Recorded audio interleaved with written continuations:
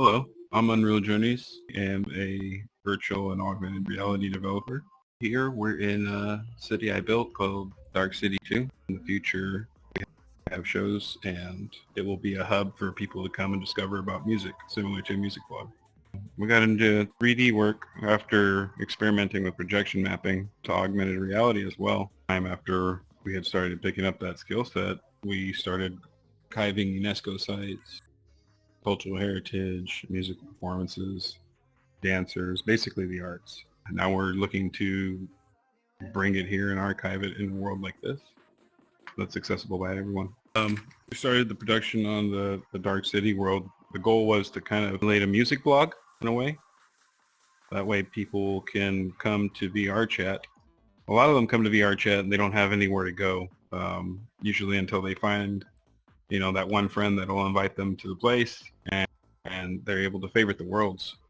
There's tons of worlds here, so it's really hard to specifically filter out things. So when we started building this world, the goal was to basically be able to have access to all the music worlds within VRChat that are doing some of the craziest things. You wouldn't have to wait for that one friend to come along you wouldn't have to wait so long to find those worlds yourself.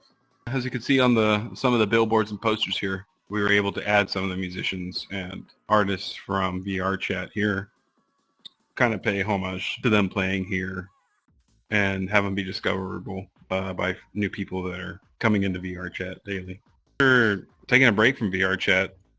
We've been in and out of here since about 2015.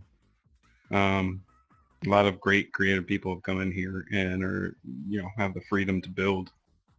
The music community particularly is really special. From the music that you hear to the visual artists to the shader artists, they've really turned it into a magical place. Now that this last year, I think it was this last January, they had a really big update where the Quest is now compatible with cross-platform here. Basically a lot more powerful than it was before. So we decided to start bringing the archive from the application that we had to here. Eventually in the future, every one of these worlds will be connected together, so we might as well start bridging them now, right? Yeah, so streaming in the VRChat is pretty accessible to everybody. Whether you stream video or audio, it's easy as setting up a content delivery network, pulling in a Twitch stream, YouTube stream, and a lot of people ask, are those DJs actually DJing? Yeah, they are. They are pretty much just streaming their audio. Sometimes they have full body tracking, and it actually looks like they're DJing with their avatar up there because they actually are following their body movements. People that don't have, full body tracking, they're in desktop mode, and you can usually tell who's the DJ and, who's not.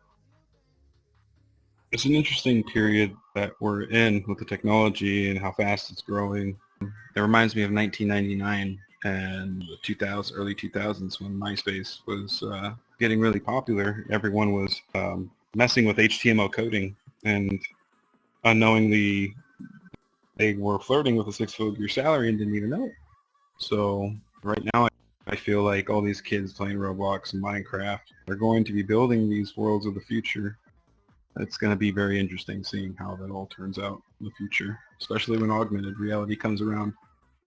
These are the base template worlds that are going to be living throughout those years until they come. So it's almost like building apps a couple years before the new smartphone comes out. We were living in the early days of lighter apps and scale apps, and it took a while, like 3 or 4 years, for there to be actual useful business apps or art musicians that had apps too. Yeah, is that it? I think that's it.